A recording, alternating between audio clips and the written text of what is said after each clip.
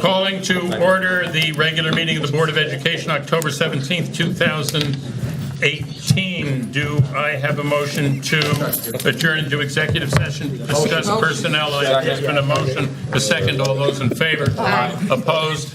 So carried. We will resume in half an hour. Thank you very much. Talk amongst yourselves. I'd like to reconvene the regular meeting of October 17th. If everyone could please rise for the pledge.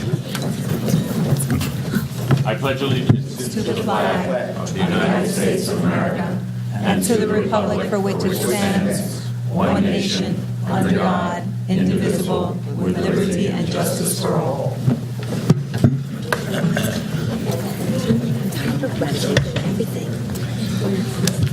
A mission statement of the district. We are committed to academic achievement and success for all students in a safe environment. In partnership with families and our community, our mission is to promote confidence, inspire a passion for learning, and prepare our students to become responsible global citizens. Do I have a motion to approve the revised agenda? Motion. Second. Moved and seconded. All those in favor? Aye. Opposed? So carried. A couple of things I want to say.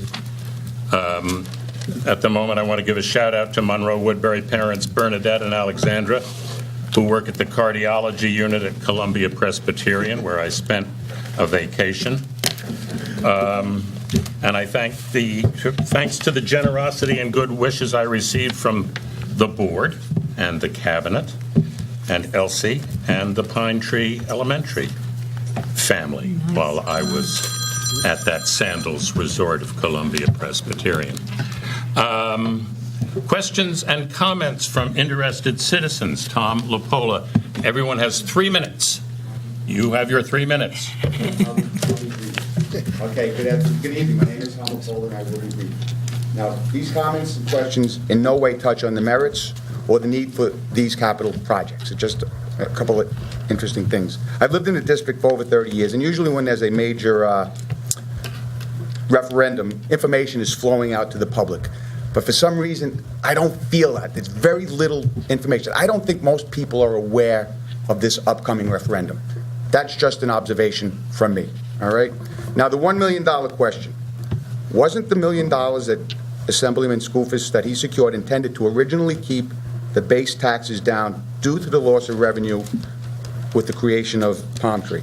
Now, from a tax perspective, and I'm not an expert on it, this would probably be equal out in the end when all the numbers are crunched, assuming that the referendum passed.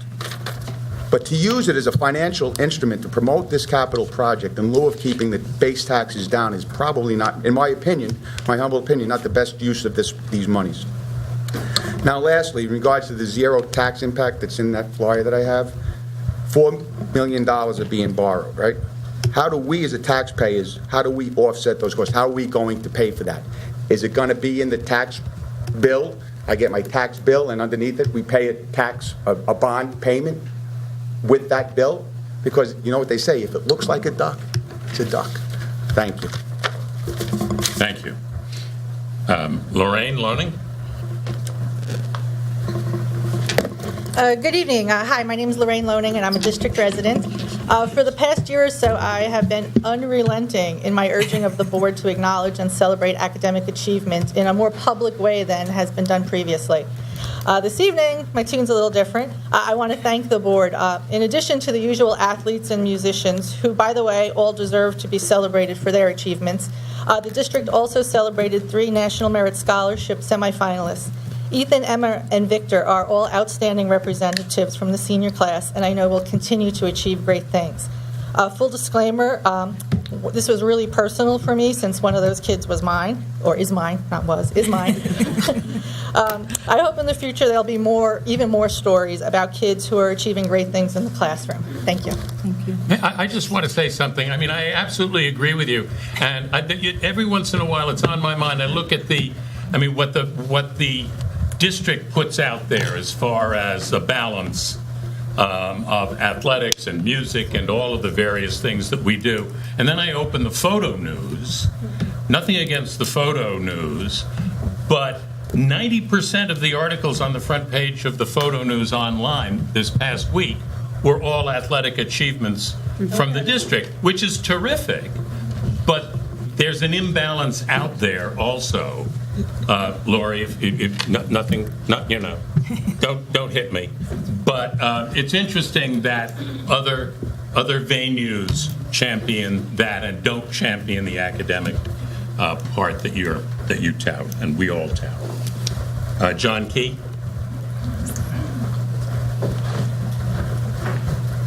Good evening. I just wanted to actually thank the board for all their time and efforts into putting together the capital improvement project.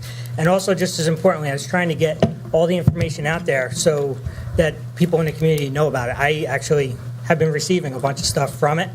And the website with the frequently asked question part of it, I mean, it answers pretty much any questions that I had to it. You go to that one site and it has all the answers to it, like what Tom was talking about with the bond, that it's state funded, basically, with the state aid.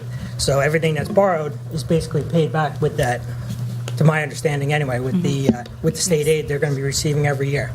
So I want to thank you for that.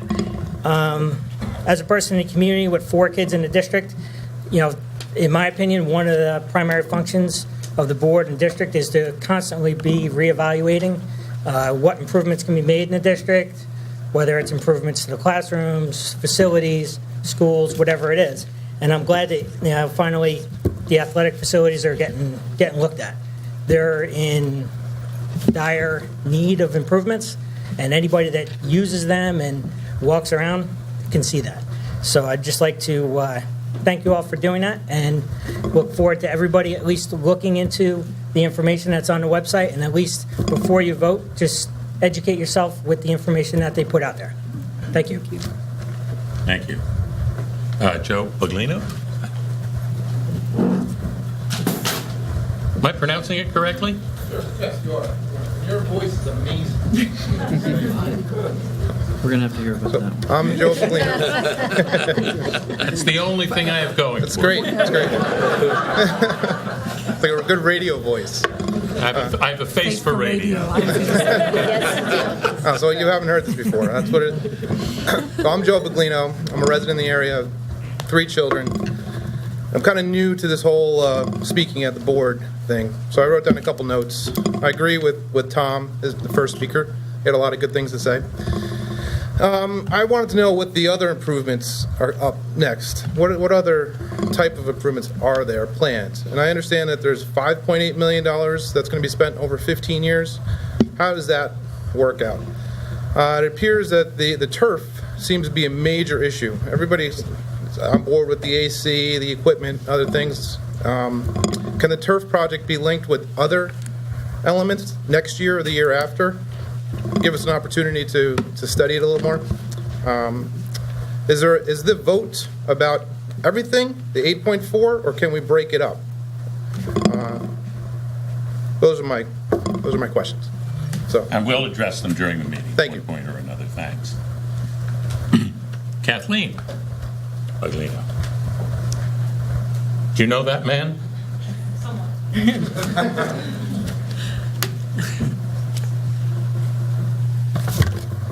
So thank you for letting me speak again. I'm Kathleen Baglino. I'm a teacher. I'm a mom to 3 kids, and I spoke last time about my concerns about class size. And as you just said, there is a huge imbalance.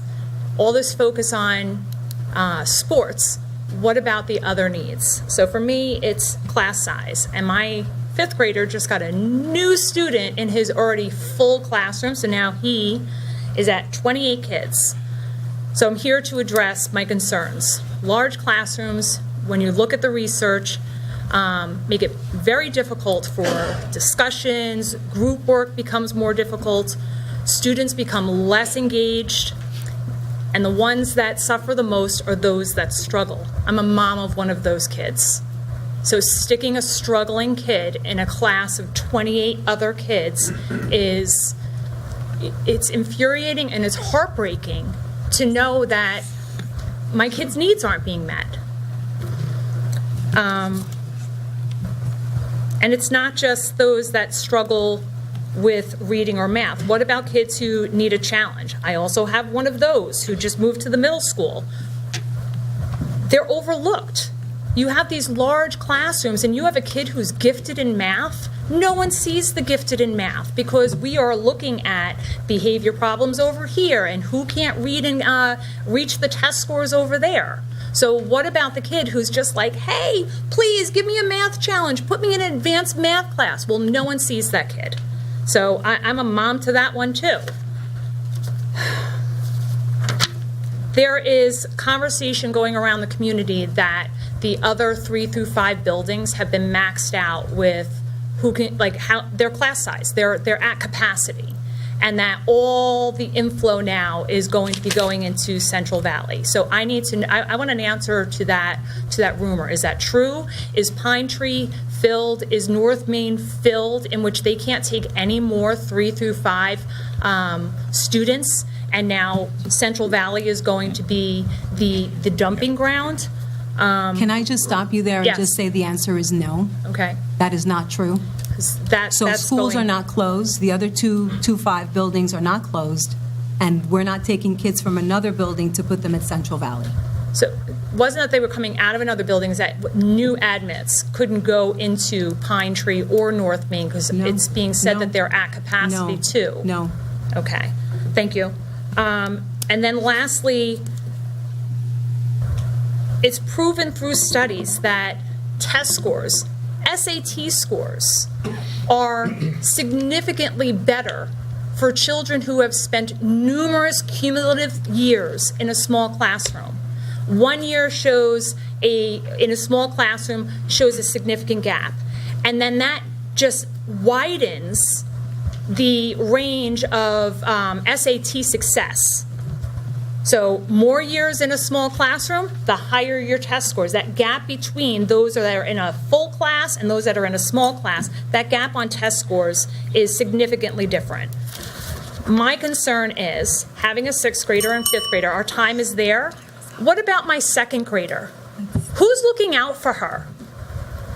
I'm looking at this stuff that says we're committed to academic achievement for all students in a safe environment, yet my kid's jammed in 28 classrooms. So who's looking out for Iris as she moves up over the next 3 years? That's my concern. These class sizes are insane. Thank you. And this was known beforehand, too. This could be dealt with over the summer. A lot of your, We have one more person. we have one more person? Yes. She just didn't hand it in. Oh, I didn't have it here. Sorry? It was on the fence. I'm off the fence. Go ahead. Okay. And you are? I am Trisha Allen. I am a teacher in the district, and my kids go to the district. I have 3 kids who are student athletes in this district. The photo news is something that I look forward to every Friday, because I open it up and I get to see what all the kids have done in the community. It's up to the person in charge of the event to submit it to the photo news. And it's more like a community paper than it is like school-based. It's not something that like the school is really involved with in my view of how it's gone down. If someone's taking pictures at the game, they might submit the picture and say a little caption. And that's how it gets into the photo news. So it's a phone call. Anybody could do it at any time. I'm definitely voting yes. There is absolutely no doubt in my mind that we need these fields. My son runs track, and I'm really curious to see how the season's going to go because there's plants growing through the track at this moment. And this is the same track that my kids ran on in Sapphire and did their mile. It's not just for the high school. It's not just for the middle school. It's for everybody. Just wanting to go take a walk on a Sunday night with your family. It's the track's there. But right now, it's not safe. And as far as turf fields go, the Monroe Woodbury Soccer Club, we just lost one of our biggest weekends to make money. We lost 2 days of fundraising. That is so hard to get back. And it's because of the field conditions. These kids are getting hurt. Our kids are like ACL problems, ankle problems. It's just not okay. And I'm so happy that the board has taken this time to take a look at the fields and you've done your due diligence. There's not one I look at the website, there's not one page on it that doesn't speak to the questions and the answers. What exactly? It's broken down. I mean, it is broken down to the simplest form. We're getting videos. I love it. I'm really happy because it's really informative. The information that you guys have given us is priceless, and I appreciate the opportunity to come and speak tonight. And I wasn't able to come to the question and answer, but I didn't need to because Mr. Cahill has been going around and talking to people. So all you had to do is show up to get the answers that you need. It's available. So thank you so much for everything you did, and I'm looking forward to these turf fields, and I'm really excited. So thank you. Thank you. Thank you. Some of your questions about the fields and the bond will be answered tonight. I know you were here before, I wasn't. And the superintendent responds in the next meeting to issues that were brought up previously. And as I understand it, much of what you said tonight were previous concerns also. So we have update on questions and comments raised from interested citizens. That would me. I want to Elsa. begin with, there were two people who got up and spoke. Mrs. Lonan got up and she raised 3 questions. First, she wanted more information regarding the district's strategic plan. She specifically said she wished that we would have made a bigger and more in-depth presentation. And what I wanted to say to that was, we're going to have an executive summary up, and the executive summary will be posted by the end of the month. It's going to have several things in it. It's going to have an overview page. We're going to talk about the vision that we created, the beliefs. Then there's 4 task force. And in those task force, you're going to have what we call strategic intent. So I think you talked about goals, and they're going to be the long-term goals, and then we're going to have strategic goals, which are this year's goals, and then we're going to review this at the end of the year. But you're right, and one of the things that we had hoped to do is to have our building administrators talk more about that. But you were talking more from a community standpoint. The intent was to actually send it out with the flyer that you got regarding the capital project. But when that came along, we felt that it was more important, that it was a priority, not more important, but it was more a priority for us. But once we're done with this piece, we don't want to inundate people with information. Once we're done with this piece, we'll be doing that as well, because I think it is important, and I appreciate you asking about that. Your second question was about a fall request, and I believe that everything has been answered but one thing. And then the third, which you talked about when you got up today, was that you said, why don't we have more news about the academics? And you've been saying that probably for a year. I think you attended our last Crusader chat, and I agree with you 100%. And unfortunately, people assume that everybody knows what we're doing, but they don't. So last month, I asked Eric if he was going to make sure that each school had a page that talked a little bit about our academic progress or what we're doing, and so far they did. I checked it right before I got here, so we did.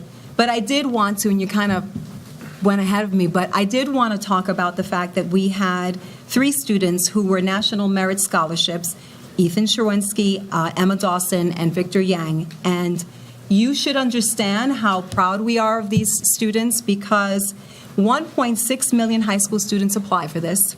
50,000 students with the highest PSAT scores get selected. 34,000 receive a letter of commendation. By the way, 10 of our students received that letter as well. 16,000 are awarded the National Merit Scholarship semifinalists. That's where our 3 students are in.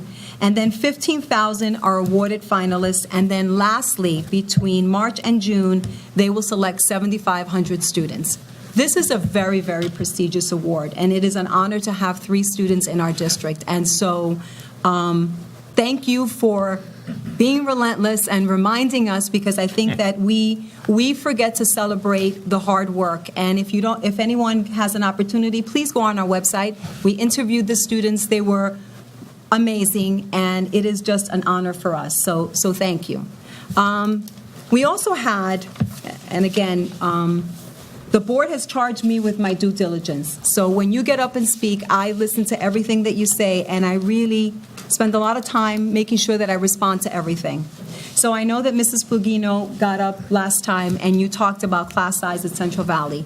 You believe that the decision to have only 5 sections in 5th grade and to cut a section was driven by the budget, and in direct contrast to the district's mission statement. In addition, you felt that when you moved into the district in 2008, this was not the case, and that we did what you referred to as a bait and switch. You felt that as a result of the class sizes, we would have more students in AIS because teachers can't get to every student. And those are the things that you shared. So I just want to talk a little bit about 2008. In 2008, the enrollment at Central Valley was 760 students. The average class size in 5th grade was 26 students. Today, the enrollment at Central Valley is 551 students with that additional student that we did get, and the average class size in 5th grade is 27 to 28. In 2008, the board and the district agreed that the largest we would go up to was 28 students. The specific class that you referred to had at the time 27 students with up to 3 adults in the room. Additionally, the class size is reduced to 24 students in math and less than 22 students in ELA with at least 2 adults in the room.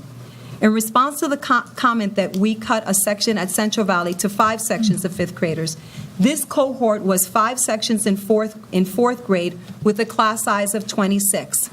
So I went to registration. According to registration, we had students who left the district in the summer. However, from the end of August to the end of September, we had 11 new entrants into 5th grade, specifically Central Valley. So that's why the class size went from 26 to now 28. The decision not to add another section at that time was thoroughly reviewed. So we took a look at that when we saw this influx of students, and we said we're not going to add another section because part of the issue that we have is that when we add another section, that means that we have to now separate the class. And students don't like to be moved from the class that they were put in. So the decision was really made later in September, mid-September, not to do that. And it was really thoroughly thought out. It wasn't something that had anything to do with budget. As a matter of fact, we did not cut a teacher. There was no teacher that was cut from Central Valley. And so I also wanted to talk about the fact that class sizes, because people are talking about class sizes. So let me be clear about class sizes at Central Valley. Currently today in 2nd grade, we have the average class size is 20 students. In 2008, it was 22 students. In 3rd grade, we currently have the class average is 23 students. In 2008, it was 25 students. In 4th grade, we currently have 22 students, and in 2008, it was 24 students. So I don't think that there was any, I guess I felt that the term bait and switch was not really fair to be used, because the fact of the matter is that we have lower class sizes. Do we have 28 students in 5th grade? We do. But we made a decision not to. I know that was your question. Would you be willing to add another section? At this time, we are not, because we just don't feel that it's appropriate. The other thing that you were concerned about was the fact that you felt that the teachers could not get to every student. I would have to disagree with that, because I think that our teachers do an amazing job regardless of the class size, and it's really about their skills and knowledge. The other comment that was made was that we had students at the high school that did not have any chairs. So I did call the high school and I asked if students don't have any chairs. As a matter of fact, we have more chairs than what we need because the enrollment has gone down. There are no students that are sitting without chairs. So again, I just felt it was important for us to really talk about how the district has been. We've tried to be as transparent as possible. Yes, there are 28 students in 5th grade at Central Valley, and if we got, more students, we probably would have to open up another section. We are not taking students from Pine Tree and moving them to Central Valley. Absolutely not. We've never really done that. The only time that we move students is because of programs. So if there's a program that they need and the program is at Pine Tree, then they would go to Pine Tree. But other than that, we are not moving students. Anything else? I would, if you have a response, then you can certainly let me know. But the forum is the 3 minutes that are up, and if you want to give me a call, we can do that. But unfortunately, we don't go back and forth. I understand that. Okay. Thank you. It just sounds like I'm being slandered. Do we have a motion to approve the minutes for the September 26th, 2018 meeting?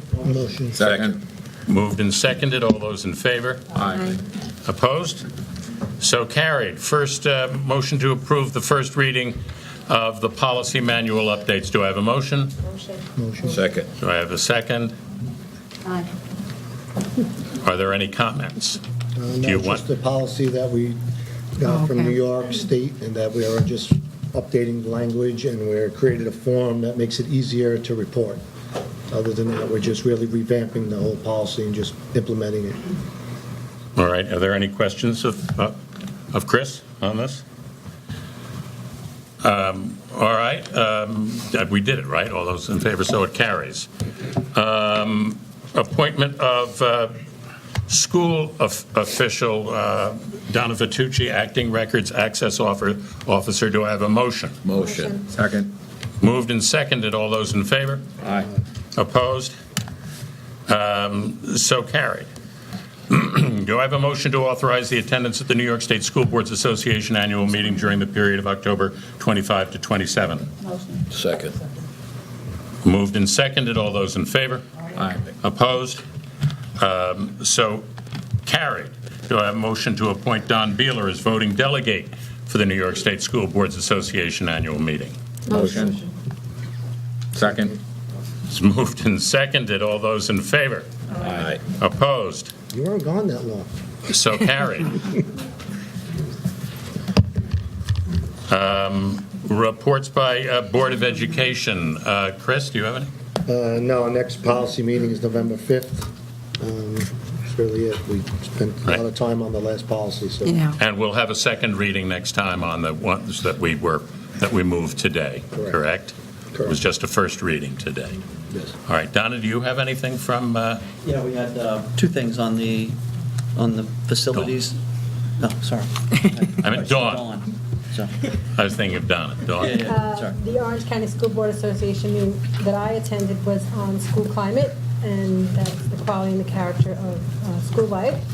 And we were talking about the ESSA, the Every Student Succeeds Act's mandate that's going to be put out through the New York State Education Department that is going to require a school district to do a school climate survey. And I had spoke to Dr. Hasser afterwards, because I know that we did one here, but I think that that, what you said, was on our own initiative through Monroe Woodbury, and now it's something that the state is going to be requiring school districts to do, so they're figuring out how that's going to look, and we're waiting on the news on that.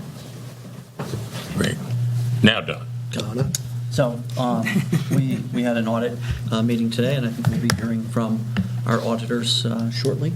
And Chris and I attended a very informational session today up in Rhinebeck on turf fields. And the two takeaways that I think were really interesting, and it's the only official report that I've seen, is that the injuries on turf field are dramatically less than on natural grass. And the reports were they've been published in medical journals, so they're really extensive. The other piece of it that I found personally interesting was that we've heard a lot of talk about the grass and the turf, and how it's structured, and the various things. Two things that came out of that were, it's really not about the grass, it's about what the grass is filled with. So the fill that goes into it is what provides the cushion, that's what provides it. And the standards for that are very well known, and it's something that we're using for our selection of the grass. And the final thing was that the only study, because I know it's been mentioned about the health effects of the grass, and there was a report many years ago about cancer, the agents in this, and the medical journals followed up with that, and the one report that came out of that was that all of the cases in the original report that reported that the grass may have been a cause of that, all of those cases were deemed to be hereditary types of cancer or unrelated to the grass. It was really a well documented. The research was really good. So My takeaway from it is purely from a safety standpoint, that we have the statistics, but it's really amazing how much safer the turf was than natural grass. So it's, If I could just say Yeah, something. They said they were going to email us the slideshow they presented. Okay. For us to, of course, there was a gentleman presenting, and he was pointing and talking during the whole thing. But they're going to pass along the presentation to us, and we're going to try to get it uploaded on the website. So if anybody does have any Right. questions or comments, they could look into it and maybe see what we got to see today about the injury percentages and the lowering it does cause the turf versus the regular grass. I think they tracked like 15 different specific injuries, and every single one was significantly lower. Like rotator cuff injuries as a result of a fall on natural grass versus turf, 60% lower injury factor on natural turf, if the turf's designed correctly, right? And So, the other one was the concussion. They kind of said that there was there was only a 1% chance of getting a concussion on the turf field, hitting your head on the turf. Because, lots of times a player has a concussion during a football game or something. Everyone says, oh, it was on the turf field. Usually it's a head-to-head contact. It's not. They weeded out all the data to just make it head-to-floor injuries. And it was only a 1% that they felt that caused on the turf, when it was higher on a grass field, especially like in a month like November where the ground is cold, it's harder. Right. The turf doesn't get cold or hard, so that would prevent actually concussions on a falling instance, not a body on body. So it was a little eye-opening, so. yeah, and it involved like almost 600 high school fields in the study, so it was really, really a great presentation. It's interesting because years before, there were concerns about this. I want to make, Years They before, were the type of legitimate concerns. AstroTurf that people used were, basically, it was a cement base with a pad that who's over 30 here, knows that little carpet that used to be in your living room. It was a cement base, a pad, and it was Oh, a turf okay. carpet. So when you hit that ground in the 80s and the 90s. you were hitting concrete. You were hitting the concrete. Today's turf Yeah. there is actually no solid base under the turf. That wouldn't even pass New Yeah. York State's Standards today. standards Yeah. now. So- Right. So a lot of that information is old, but what was impressive was that the document was really well researched. It was really fascinating. Do you have anything else on Facilities Committee at all, or No. is that it? Yeah, that's it, unless, yeah. All right. Christian Hess, you have anything tonight for us, our I do. student representative? A few things I have to say. So basically, regarding the capital project, I've been talking to many different people, a lot of students. I've been spreading the word through social media, Snapchat, iMessage. Could you put his mic near him? Doesn't seem to- We need It's fine. an extra mic. I can speak louder. All right.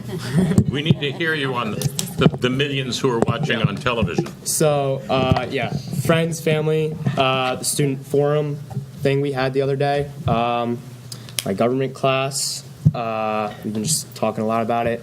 Actually, today, a former teacher asked me to come in and talk about it, the whole project and everything, and basically what the seniors do, what all these seniors are doing here right now.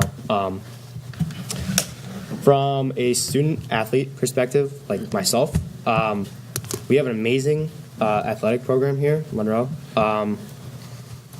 We really need these fields. I'm playing on them basically every day, and I'm falling every day. There's injuries, like you guys were saying. And you're a good athlete, right? The falling is related. That's it, all right. Yeah, I fall every day, too. You can ask a lot of the student athletes who are playing outside. They'll agree that these fields they're crucial because they're just really not ideal for What our sport are you athletics. involved in? Soccer. And like I said, we have an amazing athletic program. My soccer team, we're 2 in the state and 18 in the nation. So that goes to show that these fields are really, really needed. Did you play your game at home? Did you play your game at home? We had to switch it to Middletown because the fields were underwater practically. And you played on their turf. We had to play on their turf, exactly. And from a regular high school student, like not student athlete, with the air conditioning and the heating and cooling systems in the high school, I hear from my peers that it's really hot in one room, really cold in the other room. So that's just something else to really consider. And that's basically it. Yeah. Yep. All right, so thanks for all of your efforts. I've been nudging you from afar these past couple of months, too. And thanks, everybody in the government class and everybody in the high school is eligible to vote for the vote and go out and vote at the Central Valley. Central Valley for or against, whatever you, but vote at the bond referendum, and then on November 6th come out and vote, too. It's important. It's important that you be heard. And sometimes, for example, in some budget votes and board elections, less than 10% of the registered voters in the district come out and vote. And that's just not representative democracy, and we need everybody to come out and put your voice in. John, what time are the polls open? 6 o'clock. 6 Till- to 9 p.m. 6 to 9, Central Valley, for both the general election and for the referendum. Thank you. Thank you. Presentation by Dr. Hassler on the 3 to 8 ELA and math assessments, a state requirement that we, as a board, have this reported to us. I'm going to rip it out of your... But that might sound... I don't know. It's okay. Just means you have to close the microphone. Yeah, we want to take a 5-minute break and let these high school kids get out of here. You want to do that now? Do you want to do a break now? Should we have a break just to get the kids out? Yes. Yeah, we could. Yes. Or should they hear the Let's take a break. All right, we're going to take let's take a 5-minute break so you guys can get these things signed, and so you'll be fresh as a daisy. We should make them sign it. We should make them watch it. No, they've already had it. You said that we should take a break. And how much? All right, we're resuming the Board of Ed meeting after a short break. No Board of Ed business was conducted during that. Now, pardon the interruption. We were about to have a presentation of about the 3 to 8 ELA and math assessments, spearheaded by Dr. Hassler with a great cohort. Absolutely. I love this. Supportive cast here. Supportive cast. I didn't want to say. Those seconds do not count against me. Good evening. I'd like to thank the board for the opportunity to speak at our annual October presentation on the New York State ELA and math assessments for grades 3 through 8. I'd like to begin by also thanking the administrative team who's seated up here with me. I have Mr. Joe Cotto, principal of North Main, Brian Giudice, principal at Pine Tree, Mike Masano, principal of the middle school, Christine Arp, principal of Central Valley, and also Kristen Rand here over there. Thank you so much for your data aggregation and your number crunching. Appreciate it. And I begin this presentation every year by saying that this presentation is a review of our assessment results. While we just received the assessment reports from the State Education Department, our school report cards have yet to be released. So this evening we're only going to be speaking about how the students actually performed on the standardized assessments. Because there have been a variety of changes and a number of things that have transpired in recent years, I always begin this presentation by talking about some updates on things that have remained consistent from previous years and some things that are new. To start with things that have remained the same from past years, there are still field test questions that are embedded in the standardized assessments. The assessments continue to be a combination of multiple choice and extended response questions. The assessments are still aligned to the Common Core standards. The shift to the Next Gen standards will take place in the spring of 2021. The state continues to release assessment questions, not quite all of them, because there are still field test questions that are embedded in the assessments. We only get the questions that are released that actually count towards student scores. We don't get to see the results of the field test questions. There's still a moratorium on the assessments not being allowed in the student's cumulative permanent record. Questar Assessments continues to be the company that creates the state assessments. It is no longer Pearson. There's also a moratorium on the assessment scores being used for teacher scores. The assessments continue to be normed and scaled. The State Education Department releases every year, when they release the state assessment scores, a range of scores for school districts to monitor students closely for academic intervention services. And this year, the assessments continue to be untimed. We've had a number of different conversations with regards to the time frame of the assessments, and the assessments continue to be untimed. Some things that were new this past spring with the assessments. The assessments were reduced from 3 days worth of 3 testing sessions over 3 days down to 2 testing sessions. They were over a 2-day time frame. The time frame of the ELA assessments remained exactly the same, which means that there was a true reduction of time, where students in 3rd and 4th grade had from 60 to 70 minutes approximately worth of test taking on each of the 2 days, and 5th through 8th grade were 80 to 90 minutes. That time frame remained consistent, so it's not like they reduced the 3rd day and just added the additional minutes onto the 2 days worth of assessments. There was a little bit of a modification in the anticipated time for the math assessments. The math assessments in each of the grades was slightly longer, but only by a few minutes. They didn't take the full amount of the 3rd day worth of testing and put them into the other 2 days.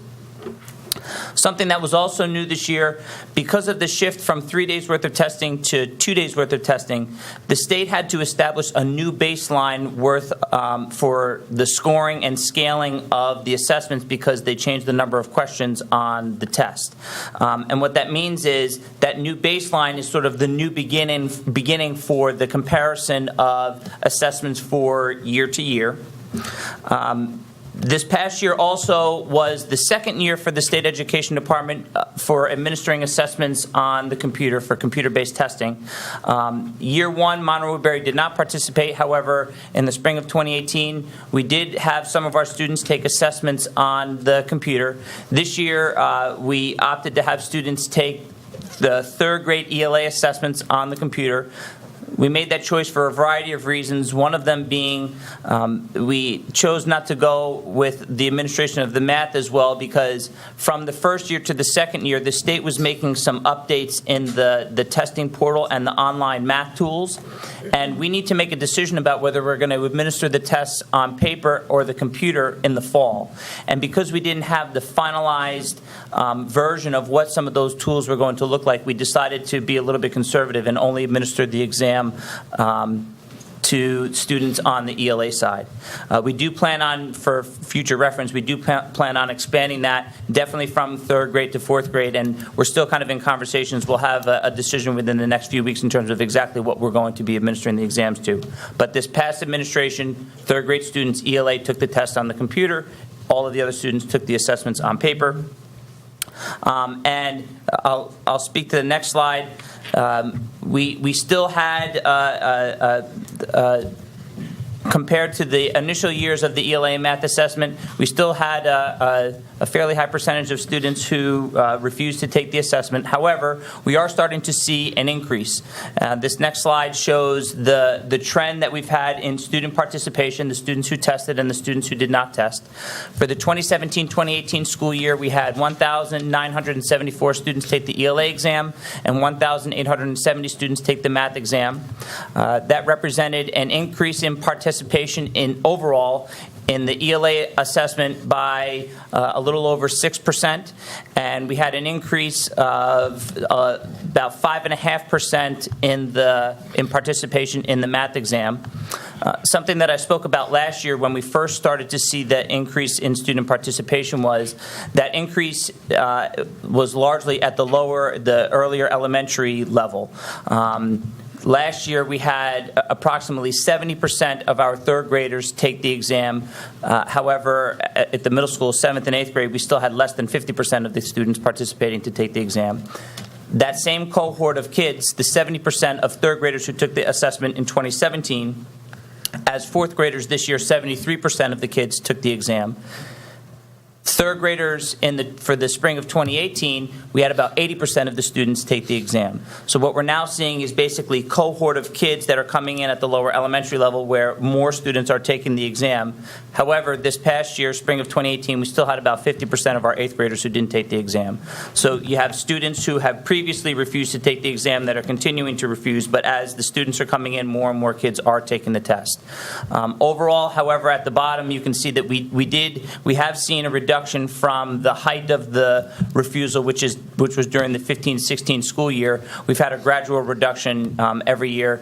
We had a refusal rate of 37% in the ELA exam and a refusal rate of 39% for the math exam. Any questions so far? I have a question. Oh. It's not a question, it's Okay. a comment. These third graders, sorry, now we'll this way. These third graders, that 73% of them took the test, or 70%. That was fourth grade Correct. this past year. Are those the same students who were the first cohort of Common Core? That was, let me see, Common Core, this is the I think sixth so. year, this is the sixth year of Common Core, so no, they were not the first year. They have gotten Common Core since kindergarten, but they Right. were not the first year of Common Core. Okay, but these are the same students who had Common Core from kindergarten? Yes, Okay. that population of students did have Common Core from Okay. kindergarten, correct. Yep. What is the punishment the state doles out for not hitting a 95% participation rate? Right now, nothing. Is there talk of anything, or? There's talk every year of something, and I never really commit on exactly what that's going to be. I just kind of report it as it comes. So there is talk. When I went to the ESA presentation, there is discussion about how we would get punished. There is not, first, originally there was a concern that we would lose state aid because we didn't have full, participation. Now they're talking about there's a formula, and we would be put on a list that therefore would not allow us to get on this other list. So right now, there really is no punishment per se, but there is things that can happen to a school district that does not participate. It does not allow us to achieve other, and I don't have the information in front of me, but achieve other standards. Bargov, did you? So they will categorize level 1, 2, or Correct. 1, 2, 3, and 4. So if you're not having a 95% of participation, you might not deem as an excellent school district. Right. But And how many solely others are in the same category? I would say almost all the All of excellent them. school districts So- might be. Yeah. And one of the things that they've done in the past, they've also, there's an expectation of school districts to do their due diligence to get students to take the exam. So one of the things that we would be able to say is, certainly students refusing to take the exam is incumbent upon, the student and the parent. We need to make sure that we're doing our due diligence to get kids to take the exam. And, you never exactly know how the calculations are going to play out, but, we're doing what we can to be able to say, you were going to say something. No, finish, I'm sorry. That, we are demonstrating that we have had an increase over the past 3 years of students who are taking the exam. It's not that there's, anything happening on the part of the school district that we are trying to, get kids not to participate. Suzanne? Yeah, Dr. Haslett. How do we compare to other districts Okay.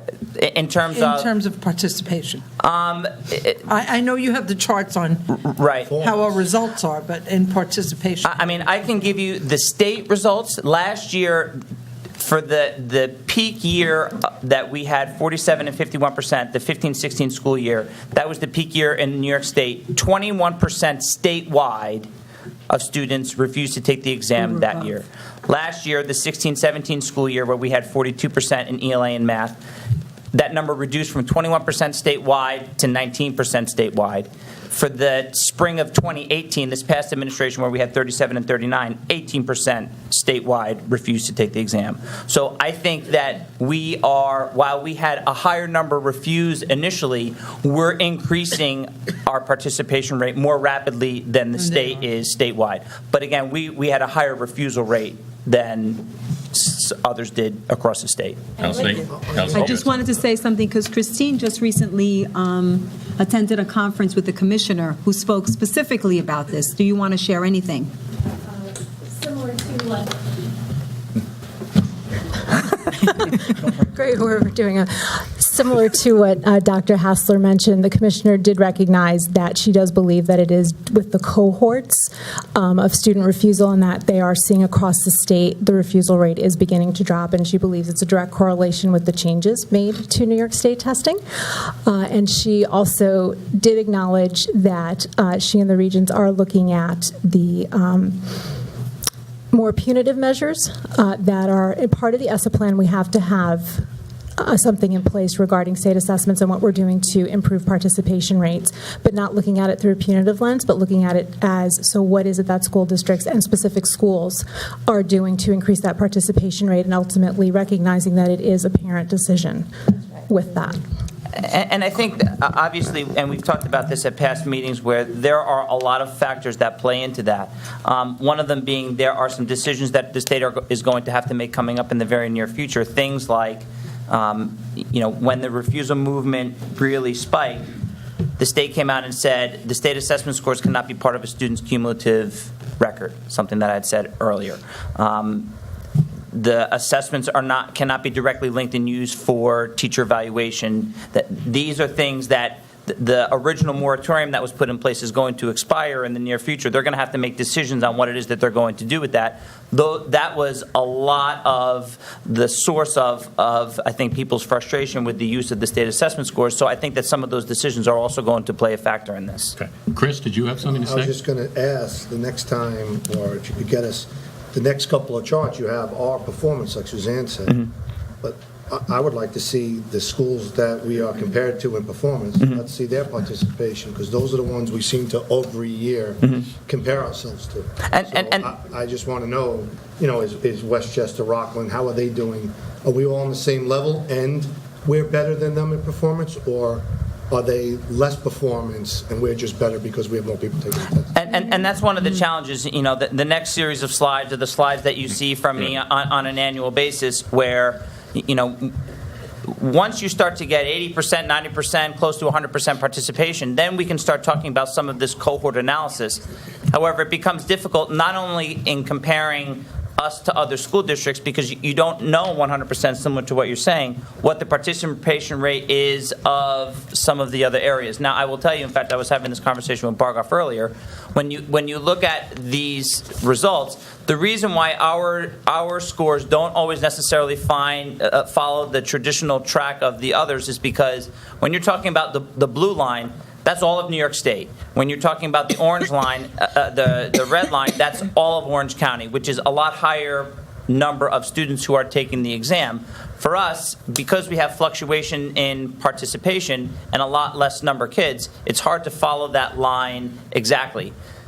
This chart is the same chart that we used many years ago when we had 98, 99% participation rate, and we were able to follow a lot more consistently in terms of the performance. However, we still, again, I don't want to nullify the fact that even though there may not necessarily be able to be that cohort analysis or that comparison to other areas the way that we're speaking, the assessments are still used on an individual basis for kids. If we're finding that 70% of our third graders took the assessment in 2017 and 73% of the fourth graders took it the following year, that's 73% of the fourth graders who we can look at how they did on the third grade exam.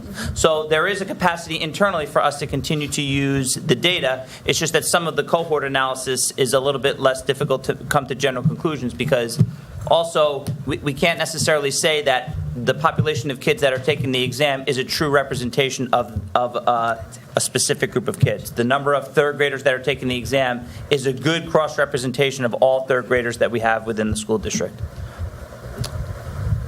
So those were the results for the 2016-2017 school year. That's what I presented last year. Our results for this year, again, we had a range from 40 to 61% of students. Now, the percentage that you're showing are the numbers of 3s and 4s, the percent proficient of the students who took the exam. Again, mathematics 2016-2017, these are the results from the from 2 years ago, 2 years ago, and these are the results from last year. So this assessment, this presentation will be up on the district website, as always, following this presentation. One of the things that I did want to kind of highlight, following up in the conversation that I just said to you, was if we're only able to currently use these assessments, even though we do have a growing number of kids who are taking the exam, which increases the use of the assessments, we still use it at an individualized level. If we had 73% of our fourth graders take the exam and 70% of that group take the exam the previous year, that is a few hundred kids that we are able to look at how they've grown from third graders to fourth graders based upon based upon the population of kids that have taken the assessments. As the numbers grow, the more usefulness of the assessment falls into place. Obviously, we would like to be able to see how the trend of third graders to fourth graders improved. Are there certain things about the third grade curriculum and general conclusions that we can make based upon the number of kids who tested proficient? As hopefully the numbers grow, we will be able to come to more of those conclusions. We do have other assessments that we use to measure student progress. The state mandates that we have a series of benchmark assessments. We have fall, winter, and spring benchmark assessments. For example, we use the STAR reading exam on the ELA side, which is a standardized assessment to evaluate students' ability to be able to read. On the math side, we have a series of benchmark assessments that track student progress through the curriculum. One of the things that we are looking at on the math side is looking at something rather than tracking student progress through the curriculum and having them being unit tests and topic tests, looking more towards a growth model similar to what we have on the ELA side. That's something that's being discussed right now as we speak.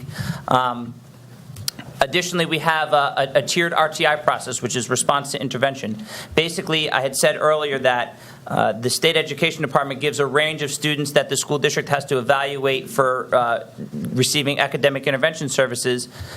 If a student is identified as potentially needing AIS, they go into an RTI system, which is a tier 1, tier 2, tier 3, which represents the level of support that student is going to get.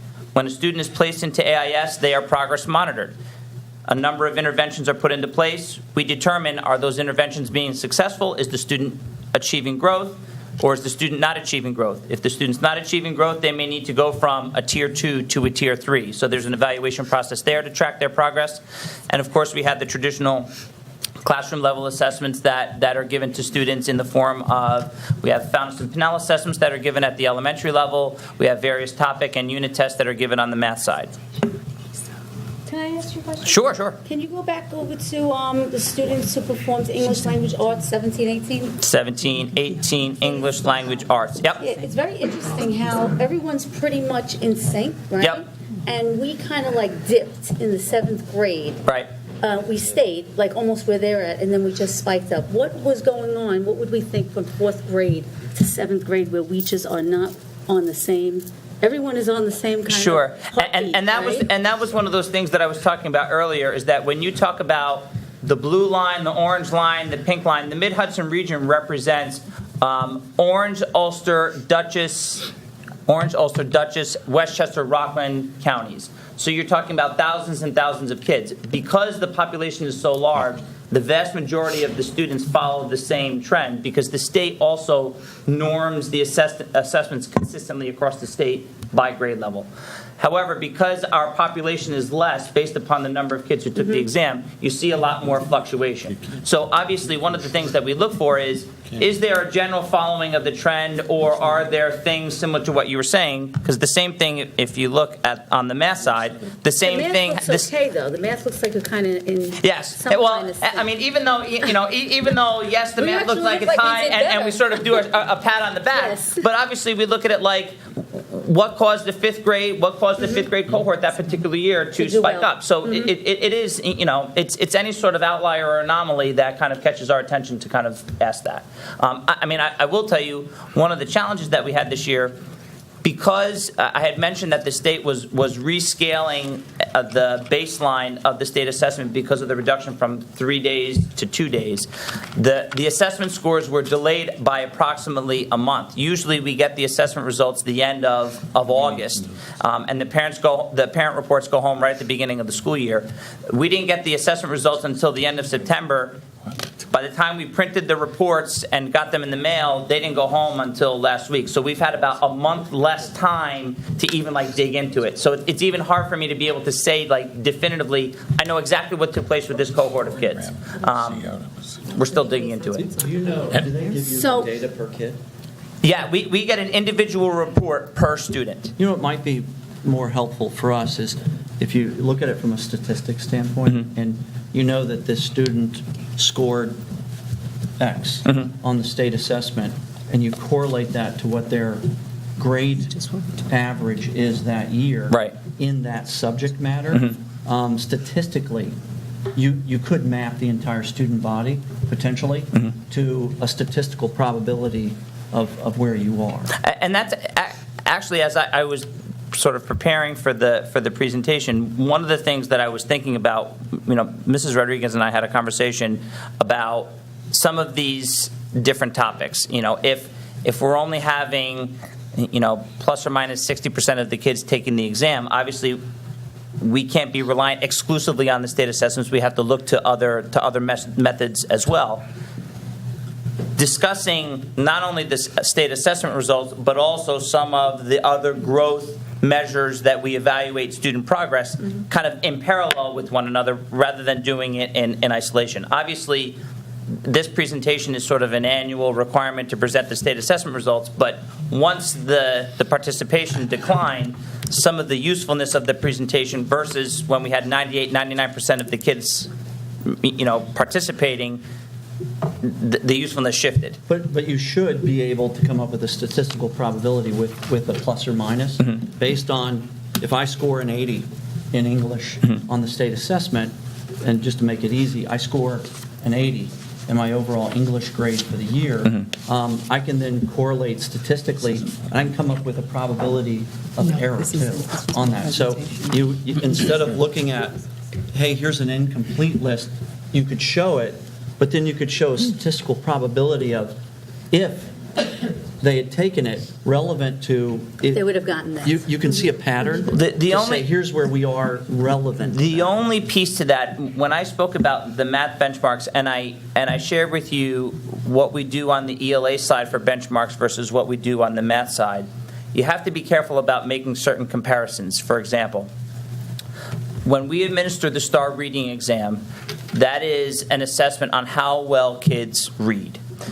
It is not necessarily an assessment on how well they're progressing exactly through the curriculum because, excuse me, the reading passages are passages that are completely disassociated from the day-to-day reading tasks that the kids are doing I understand.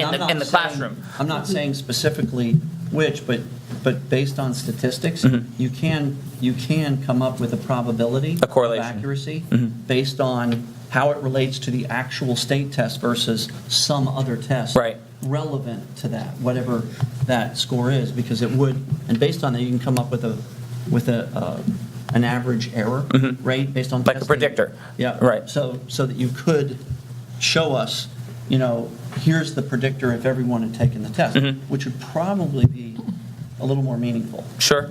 Suzanne? From a teacher's point of view, I'd like to know, is there any data coming back to you saying Mrs. Donahue's class really needs more work on fractions, whereas Dr. Hassler's class they need work on percentages. Sure. I mean, is there any correlation there where they're telling you, this is where your teachers need to improve, or this is where your students need to improve? We still get the ability, when I said to you that they release the assessment questions, they also release an item analysis of every single what I was question, looking for. which is basically linking the questions to standards. So we can drill down to the raw score of the student, standard by standard, on how they're performing on every single question to be able to do exactly what you're talking Because about. if a test isn't used to improve, then what's the point of the test? Precisely. Agreed. Precisely. And from a building standpoint, that's the most valuable Exactly. information that we can glean from the test. This year, we're looking at next generation standards as the state is progressively rolling out the next generation standards.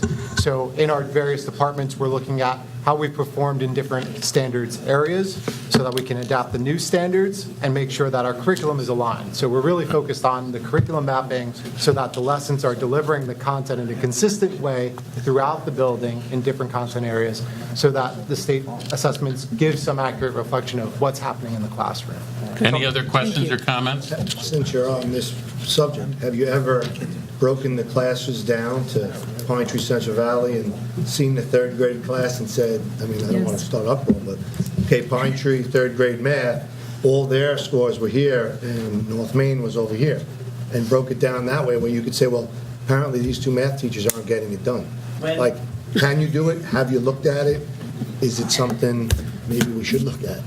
It's harsh, I'm sorry. Throw people under the bus there. You know. It's not necessarily done in terms of comparing teacher to teacher, but the data is available for each individual teacher to be able to see how their cohort of kids have Well, that's what I'm saying. Absolutely. So maybe there's a principal needs to say, well, that class is not following the curriculum for some reason. Maybe there's a problem in that class that could be addressed, but we don't really, do we know each third grade class, is there one class that's better? Oh, well, that's the honors class. Is that? Sure. When Can we present this, Can I just Yep. jump into that? Because when you're talking about evaluating teachers based on this I'm not talking status, about valuing teachers, I'm really I'm just just, talking about the kids. deciding, if a teacher is really going through the curriculum. The problem with this exam in Monroe-Woodbury is that half of the students don't take it. So it's very difficult for us to be able, for a teacher to get the data, right, to be able to say from her class perspective, my kids did really well on skill number 2 because not everybody is taking it. That's really one of the problems that we have. If everybody took the test, then we'd have a better understanding, maybe. But right now, it's difficult to use this information. I think you could, using statistics, come up with a percentage of accuracy, and you could use the numbers to articulate what it would have been if it was 100%. And on the other hand, I think it would be helpful to get the word out that more participation on the part of, through parents and Right, students. but with that participation, has there been any other talk, aside from what impact it would have on the school district, as to what changes are being made with the exam? And one of the issues is... Because that is what it boils down to. I know for me personally, as a parent, that's what I'm looking at. I'm looking at what changes are being made when my 5th or 6th grader is now sitting for an exam that's longer than my 10th grader took for a PSAT. So that's, as a parent, what I'm looking at. So. And the makeup of the exam itself, the state puts sample questions in there, which for a 9-year-old or an 8-year-old, as you're taking the test, you come to this sample question that you have no idea what it is. And now it just threw that poor 8-year-old, 9-year-old for a loop. And their parents already told them, just go take the test. It's not a big deal. Don't worry about it. Do the best you can. Well, once they get to that point and they start to stumble, it's like, all right, I'm kind of done at this point. You could run the statistics and say, which question did the high percentage of them miss, and eliminate that question from your statistical analysis. I just want to piggyback on what Joe said. You guys have already done this. You've already done it. The student doesn't carry this with them, doesn't affect them as they go down the line in terms of, it's not something that goes on their record, it's not something that they carry with. If a student chooses to not really care about how well they do, now you're skewing the results in terms of, That's exactly what my happens. parents say I have to take this test, I'm going in, just gonna bubble, go in. right, Yeah. whatever, and now you've, twisted the results around. While a Regents exam, I would tend to think the students are striving for greater success on it because they know the value of it, and that grade will carry through on their transcripts as they go to college, that they're going to put more of an emphasis on performance. And there's a direct correlation between a Regents exam and the course. Correct. Correct. Yes. Right. Again, you could statistically plot that out. So the point. Yes, we can. But I think the real issue isn't assessing teachers and assessing students, because that's not the objective.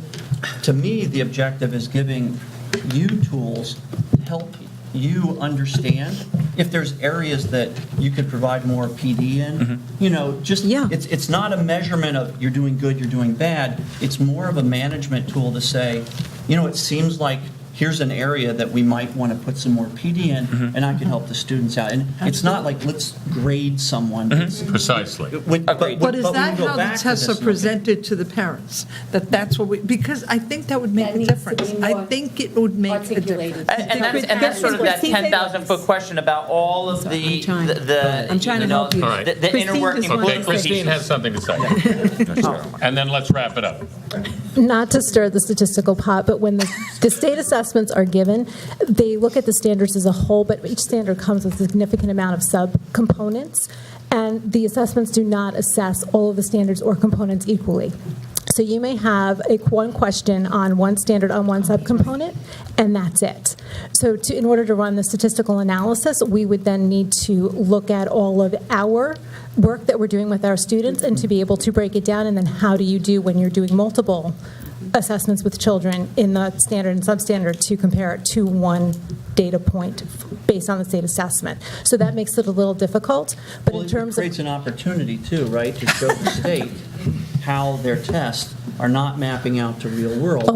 We do that consistently, and we have those conversations on a consistent basis. Is that it? Don'll have an algorithm for the next meeting. All right. Anything else? Thanks. Thank you. Thank you. Good job, you I was guys. hoping you didn't go to the next slide. I have one more. Oh, thank you. Glad you closed it down. Personnel, Matt? I'm going to respectfully request approval for the items listed under personnel. Just two highlights. One is Grace Ferrara, whose retirement is up for approval this evening. She's been with the district since 2002. And in your full group of winter sports and coaches, one will be the opportunity to approve a coach for our new varsity bowling team. So with that said, I respectfully request approval for the items listed under personnel. Do we have a motion? Second. Moved and seconded. Any questions for Matt? All those in favor? Aye. Opposed? So carried.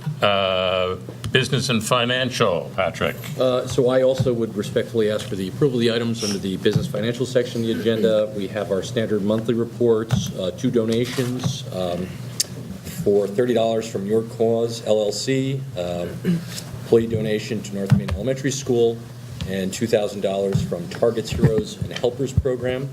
We'd like to thank everyone for those donations. We have obsolete items, middle school textbooks, 5 contracts primarily for special ed related services, and we have a resolution to accept the 2017-18 audit report and financial statements. And with us tonight is Mr. Gary Theodore, the audit partner with Nugent Hauser. I'd like to invite Gary up. Who has been waiting patiently. Yes, give us a brief overview of the financials. Put that mic in front of you, Gary. Okay, hello everyone, yes, my name is Gary Theodore. I'm a partner with the accounting firm of Nugent Hauser. I have 30 years experience auditing school districts. Our firm audits about 20 school districts in the area, and I've been your auditor for over 10 years. Some of you have the audit report if you want to follow along. I've gone through it in detail with the audit committee earlier this evening, and I'll just touch on a few highlights. I'm going to open up to page 1 of the financial statement is the independent auditor's report. There are different types of reports that can be rendered on financial statements. This is the best type of report that can be rendered on financial statements. After the auditor's report is a management discussion analysis, but after that are the financial statements. And I'll bring you to page 18. There are two types of financial statements in here, government-wide and fund. And I won't touch on the government-wide statements, I'll just touch on the fund statements. And on page 18, the second line up from the bottom is the fund balance for each fund. And as you look across the second line up from the bottom, you'll see that every fund has a positive fund balance. There's no negative fund balances. The general fund ended the year with a $26 million fund balance, split up into different categories, but everything is done according to the rules. And on the fund financial statements, everything looks good. Going over 2 pages to page 20. You'll see the income and expenses by fund. And on this one, we'll look up from the third line from the bottom. In the first column, you'll see the general fund ended the year with a $3.5 million surplus. And as you look across the way, you'll see that every fund has a positive result except for the capital fund, and that's only because income and expenses lap over years, so there's no problem there. After the financial statements are the notes, and after the notes are required schedules, and we'll go forward to page 71. Pages 71 and 72 are for the general fund only, and it compares the results of the general fund, the budget to actual. And on page 71, we see the general fund only. In the very last column, the very bottom number, we see a $2 million number. That's the amount of income that came in over what was budgeted. So that's how we like to see that variance. And if you flip the page to page 72, now we have the general fund only. We're comparing the actual expenses and encumbrances to budget. So once again, the very last column, the very bottom number is $2.7 million, and that's the amount you underspent the budget. So a positive variance there as well. And that's kind of the highlights. As a board, millions of dollars go through the business office. So I'm sure you're glad to hear that the audit was successful. We'd like to thank Patrick and Tanya for the hard work they do. Every question we asked, they answered. Every piece of paper and document we asked to see, they produced. So as a board, you can have a lot of confidence in them and the business office and the internal controls and the practices that are going on there. And that's it. Thank you very much. You're welcome. Two things that I think from the audit standpoint I think are worth pointing out. One is what a great job Patrick and his team did with all of this. I think this went rather smoothly this year. It keeps getting better. And the other thing that we always like to mention is they were able to do cost savings and be very hawkish this year on spending. That isn't a guarantee every year. Unexpected things come up. So some years we end up with a little more. The next year we may have to dip into that if unforeseen things happen. So from the public's perspective, we always like to mention that because 1 year we'll do a little better. A few years ago we did quite a bit worse because we had unexpected expenses in the special needs area. So I think that's the one thing. The second thing is always every year like to point out it's a little more obvious this year on page 19, total liabilities. Based on retirements, health care, and other things, right now the district is in the hole. I believe it's, about $373 million that is not funded, that is a future debt based on current forecasted, and I think I might be a little wrong on the number. The net, what is the net, Gary? 243. What page are you looking at? 19. I think it's 240, about 250 million that were underwater based on future. The OPEB obligation. Yeah. Yeah, do you want to explain that? Page 16. Page 19. You need glasses. I do. Okay. I mean, the total. You're getting old. You need glasses. The total, page 16, the total OPEB liability of $300 million almost is the liability where you've hired an actuary to forecast what the cost is of providing health insurance to retired employees and those who are working now and are earning those benefits as well. So it's a complicated process to come up to that number, but it helps people see how much the cost some of these benefits are going to cost the district. All right, thank you. Okay, I have a question. Yes. Could you reiterate what you meant about extra expenditures for special needs? I didn't understand what that meant. So several years ago, it wasn't, we had a bunch of new unexpected special needs students come into the district. I think it was, I forget the number. It was a large number. It was like 70 I remember. something. And then, I think 25 out of district. It fluctuates. Right, so it wasn't budgeted for. Right. But our expenditures went up by, I believe, was it 2 million to service those remember students? that, So yeah. what I'm saying is, we can't control that. We had a year where we had 71 that came and registered with the district, and it far exceeded what we had budgeted. I was using that as an example of, we can't control who moves into the district, what type of students. So this year, we were hawkish and we were able to save $2 million, but next year, we could run into the exact same thing. We can't control who comes and registers in the No, district. I understand. I just, I'm very sensitive to how we sometimes blame some things on special needs. it's not a blame, because of it's a couple of budget years issue. ago- That's a budget issue. No, I know what it is. Yeah.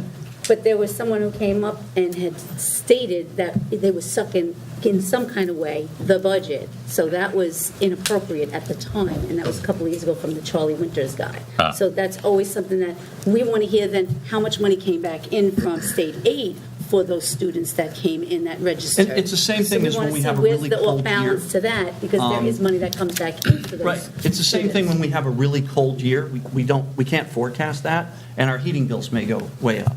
So it's things like that. We can't forecast that. So No, I understand we have to be careful that we don't, we look at things that way, and then we some years we do better, some years we do worse. And that was really the point, Right. is that it's not, oh, we found money. It's, we're putting it aside. I think what you're saying, Don, is there's some uncertainty, right? We're making estimates, A lot of it. projections, and sometimes there are contingencies built in the budget, and some years you use them, some years you don't. I mean, on the revenue side this year, we got that money from the New York State DOT. That's why the revenue was $2 million, much higher. That was sort of unforeseen. It was a windfall, right? It was a positive thing, but that happens. And that's we the nature also of it. didn't receive $600,000 from the state that we had budgeted, we thought we were going to get. So. You just got to hope as you miss high and low, and it all equals out. Evens out. But and that's the They're all reason why balanced. we have reserve funds. Any other questions for Gary? Thank you, sir. Thank you. Okay. I have one question for you. Could you explain budget transfers? Sure, in general. Well, there were some this session. I think you're referring to a couple of larger than usual yeah. budget transfers? Yeah. Yeah, I think the transfer you're referring to is within TRS. There was some monies out of that. Let me just look at that real quick. But also in general. Well, in general, as we were just discussing, right, the budget is an estimate, a projection of expenditures, over the course of the year. And sometimes if something comes up, we realize we need something additional, we would do a transfer. So if there's a line, we might do this all the time between salary lines, say. Let's say we have an overtime code and a substitute code. We have this in security, we have this in transportation. Maybe there's a little more overtime, there's a little fewer subs, and we would make a transfer between lines. It's very common. Every month we have that as part of our standard financial report. And the transfer I think you're referring to, John, is it's much larger than average, right? It's TRS. Yeah. Yeah. What is that? Yeah. Well, that has to do to a large degree with the capital project that we're conducting. Right. So we needed some additional funding in that architect and engineer line, and we're using I think it was the TRS, which at times is, a line that's difficult to know exactly how you'll come in. We've been actually coming in under budget in that area, which is why we made that transfer. Thank you. I have a question. Since we have had the building principals bringing the budget, their buildings, we started to do that where we get more narrow it down. Have you noticed in the last couple of years, like, the change, like, we've gotten more, like, on target? I think the change has been, I think it has been, and I think there's been more accountability and more monitoring and supervision of the budget, because I think people. But like, we've been Taking not having to ownership do of it? so many intertransfers, not a lot of that going on. Well, I think in terms of the building-based budgets, we don't see a lot of that. It's when there's a need, Okay. or we get to the end of the year and we have some surplus somewhere, we have a need somewhere else. It's usually Dr. But it's been Gassler pretty that's coming kind to me of on with these target. things. It's been pretty, like, forecasted on Yeah. target, pretty. Yes, it has been. And sometimes at the end of the year, what we're also doing is, you might see a big transfer for textbooks. BOCES line items. Yep, but BOCES line items. We want to, there's certain, and I've mentioned this, instructional materials aid, we want to spend up to the limit that we're 'Cause you entitled to. don't use it, you Right. lose it. So we have 443,000 for textbooks, we've only spent 390. Let's do it. Let's make some transfers or whatever we need to do to spend that up. Thank you. Do we have a motion? Motion. Second. Moved in second for business and financial. All those in favor? Aye. Opposed? So carried. Do I have a motion for preschool, for Committee on Special Education and Preschool Education, 18.1.2.3.4 in your agenda? Second. It's been moved. Is there a second? Yes. Second. Moved and seconded. All those in favor? Aye. Opposed? So carried. Reports by Board and Central Office. Chris? I just want to congratulate all the award winners, whether it's academic or athletic. I just want to reiterate to the public that the Photo News is a community paper, and when your children and students do good things, it doesn't take much to just send them an email and tell them blah, blah, blah in a picture, and it's nice to see it in the back of the paper or in the beginning or whatever. I don't think they play favorites. They would put anything in there, so. Yes. It's not always just athletics, I mean. I went to a thing that Lori Hawk, the athletic director, spearheaded the other night. It was for the athletic program. It was a night with Jack Renkins, who's a recruiting guy. He speaks on recruiting realities. And I would say the auditorium was, the whole lower section of the auditorium was pretty much filled with our athletes and their parents to come and listen to the recruiting process and what is available to your athletic student out there in Division I, Division II, Division III, if our athletes do want to go the next level and play collegiate sports. So I want to thank Lori for putting it together, because I think there was a lot of parents. The guy ran out of his books when he was done because everybody wanted to talk to him, and I think it was a lot of, wow, I never realized that. I better get my act together if my kid's going to go play college. A lot of things they had no idea existed that was out there. So it was a good forum, and I want to thank Lori for putting it together. She did a lot of work for it, and the guy did a great job. And we do these more often. I think the student population should come out more and more. Thank you. Dawn? I want to talk about the high school a little bit, because we are about a week or so away from MW Cares Day, a very anticipated day that's been in the planning for a really long time. So I've been spending a lot of time at the high school. I get to walk in every day and see the beautiful walkway, both aesthetically and for what it represents. And it also lets me be in the school a little bit and see the kids, and I was really impressed with the School Spirit Week. It was creative. It was interesting. Seeing everybody join in on that was a lot of fun. And I attended my first pep rally, and that was great as well. Done. Thank you. I think we've covered most of it. Just a reminder that next Tuesday is the vote. So make sure everybody gets out next Tuesday from 6 a.m. to 9 p.m. and votes. Suzanne? Yeah, I would like to also acknowledge all the students who won awards, academic and athletic, and also to thank Dr. Hassler and his team for their work and their report, and thank Patrick and his team for the budget and a very good audit. Christian? I just want to make a final tribute to Brennan Elzovic in the audience. He and I have worked together for a few years now, and he put together a very good program with swimming enrichment program that goes on basically year round. And I just want to wish them a final goodbye and good luck in Florida. So. He's getting a job in Florida. Good for him. Thank you. Donna? I just want to say good luck for MW Cares next Friday to Dawn and John Cassidy, co-chairs of the committee. I want to remind everyone to come out and vote on Tuesday from 6 a.m. to 9 p.m. at Central Valley Elementary. And I want to wish Christian and his soccer team good luck this week in their Section 9 semifinals. Semifinals. Congratulations. So good luck with that. Good. Thank you. Barbara? I attended the pep rally. Mr. Cassidy and his team did a good job. It was actually a fun event to attend. Weather was gorgeous, so it worked out really good. Congratulations to Ethan, Emma, and Victor. It's really, really amazing to see that kids being in semifinals. Thank you. Patrick, Eric? Wishful thinking. Congratulations to Ada Smalls, Dawn Talbert, Don Beeler, and Gail Edmonds, who are going to be...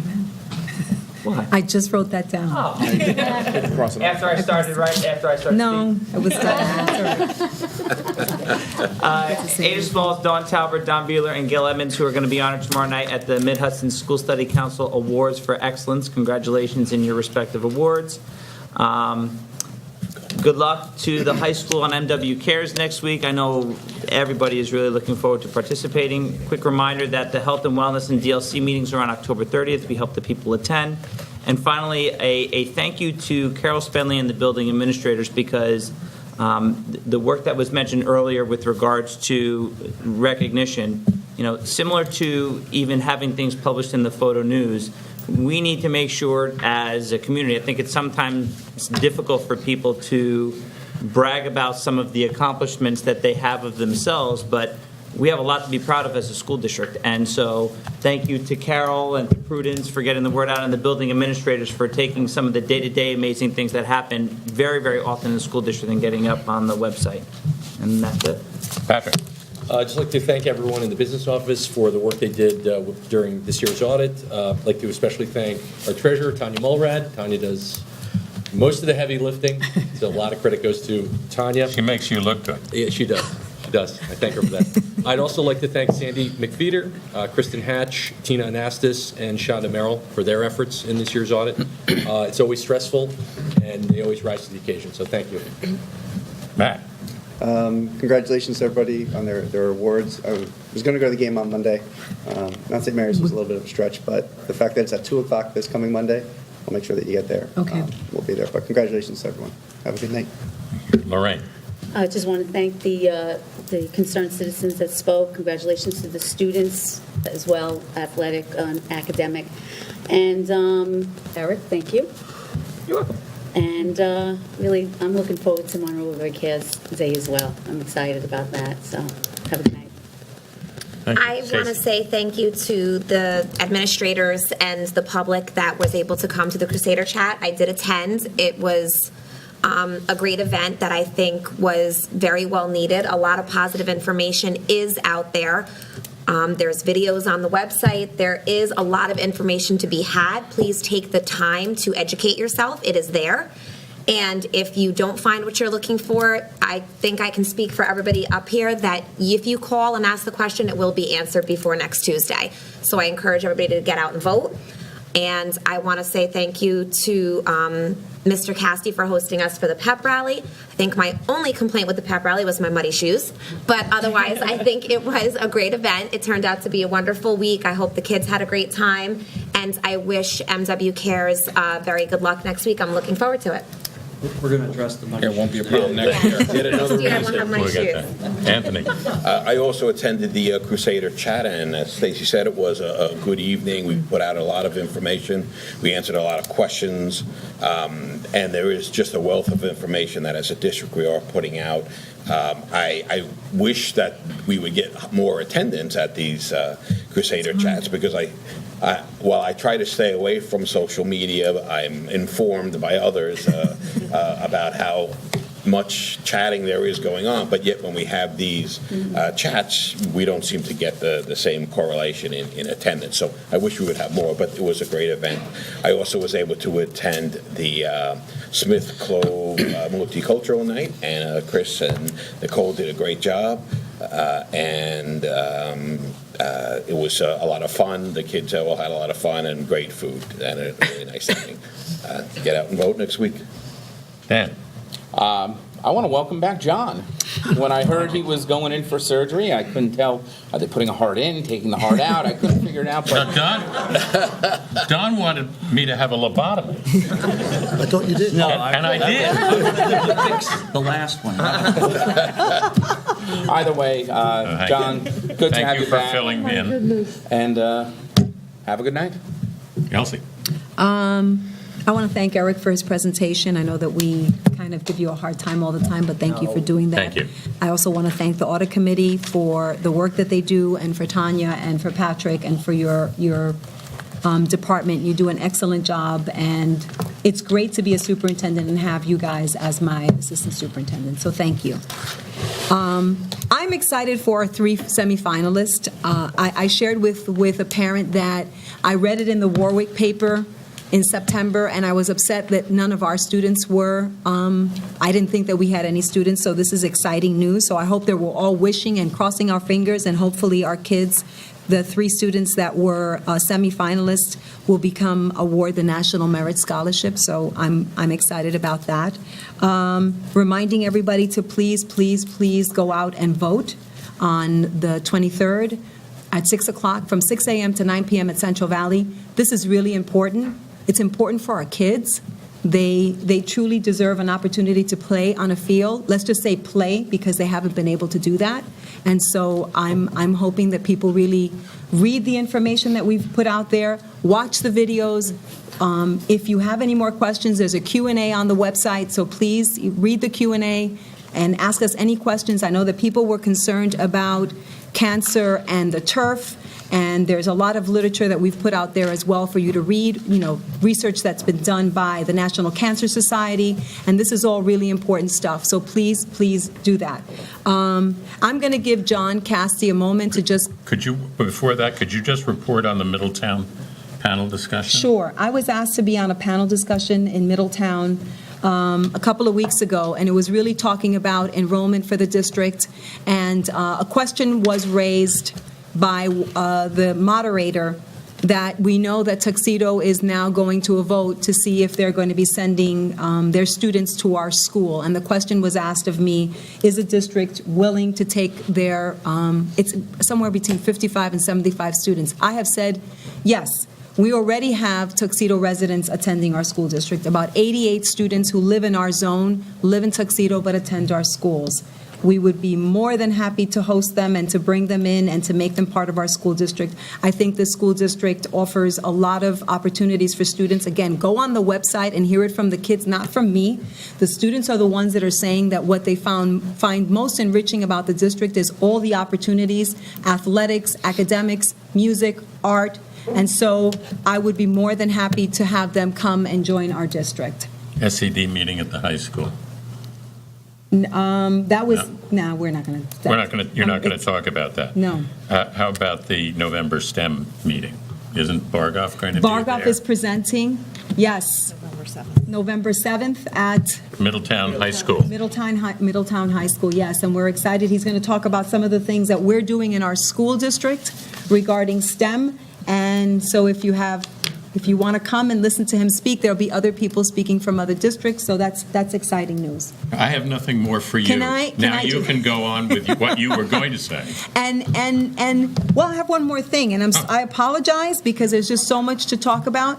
When you talk about our strategic plan, this year was about the social emotional wellness of our children and our staff. We currently have 5 of our pupil personnel, guidance, school psychologists, and Christine Ricker are attending a conference for school psychologists in Lake Placid. They are presenting the school district's Suicide Prevention and Intervention Manual. They worked on this the past couple of months. I'm really proud of the work that they're doing. They're going to be presenting to all the other psychologists. They're going to come and do a presentation to us because this is really important. And speaking of important, social emotional wellness, now I'm going to turn it over to you. Do you want to say a couple of things about MW Cares? Of course. He's so shy. Noreen told me I had to come up and use the microphone. So we're just a little over a week away. Some exciting stuff. Thank you to the board, the school district, our students and staff for all the support they've been giving us. The building is abuzz with everything coming up, mostly about us getting our scheduling done for that day, and we keep hitting a little glitch with picket time, but hopefully picket time will have that worked out, and our students will all be able to schedule themselves online as parents do for parent-teacher conferences, and then they'll get a schedule back to them so that they know what they've been accepted into. We do have limitations on our sessions. Classroom sessions, there are going to be 30 seats in it for each student, so we're advising students to get on there quickly as soon as it's open and register as fast as you can. And I've also advised students that they should look at our speaker list and have a list of 10 to 12 speakers that they might be interested in so that they are able to get into those sessions as well. As it is crunch time, things keep coming up, but we will do our best to continue to overcome that, but we think this is a great day. I just got a text from Jessica Wright, who was at a conference in Albany today, and she said that teachers and superintendents from other districts in the state had approached her because they have heard about our day, and they're very interested in what we're doing and maybe even come visiting. And we do have, I would say, 300 to 400 guests that we are expecting to attend that day. And we have done everything we can to make sure that it is a safe day for all, an exciting day for all. And hopefully everybody walks out of there being impacted by at least one of the speakers they meet. Again, we do have a 9-period day. 4 of the periods, the students will be in a keynote speaker for 2 periods, an assembly speaker for 2 periods. They will choose 4 sessions on their own. And an experiment that might be good going in the future with scheduling, we're having all the 9th, 10th, 11th, and 12th graders eat lunch together in separate periods. So 9th grade is 4th period, 10th grade is 5th period, 12th grade is 6th period, and 11th grade is 7th period. So it's an exciting day. It's going to be laid out to the students as soon as we get the scheduling open. We have emails that will go to each class separately so they know which periods they will be scheduling for and how to do the scheduling. Thank you. And you all got a sample tonight of our bag, our swag bag that will be going to all our presenters and VIP guests. Do not take the T-shirt out yet. No one has seen it. Do not wear the T-shirt until next Friday. All right. And again, Christina Bitzer, one of our students, designed that logo for us, and we thank her for that as well. It's on our T-shirt and our brick walkway and every communication we send out to people. Thank you, John. Thank you. Thank you, And we're Dawn, getting as well. yes, thank you for your efforts from the beginning on all of this. And the board is going to get some sort of a email about scheduling so that we can participate. Yes? Yes, we will be getting. I can answer that quickly. You don't have to register online, but we will send you a schedule by period. Yes. By topics of what to present or what's going on, and you're more than welcome to Great. take whatever you feel like that's right. That's terrific. Anything else? No, I'm good. I said a lot. More than Eric. I know. Ooh. Thank you, everybody who did things tonight and said things tonight. Thank you all. I think the lobotomies. We had. Definitely think that's what happened. Wait, come on. We have a Board of Ed retreat, remember, on the 29th, where we will get together and talk about how we operate and what we do. And that's all I have to say. It's good to be back. Do I have a motion to adjourn the meeting? Second. Moved and seconded. All those in favor? Aye. Opposed? So carried. Meeting is adjourned. Thank you.